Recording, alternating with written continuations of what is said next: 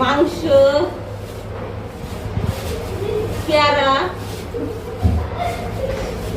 ফুলকপি, তারপরে হচ্ছে সরি পেঁয়াজ, সব দেশি জিনিসের স্বাদ বেশি।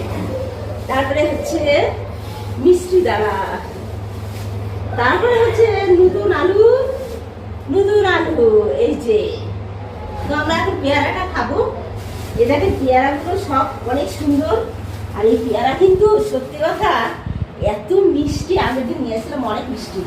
এই দেখেন সব দেশি পেয়ারা, ওয়াও একদম সত্যি অনেক মজা। তো চলো আমরা পেয়ারা খাই, তাই তো পরি? আচ্ছা আচ্ছা।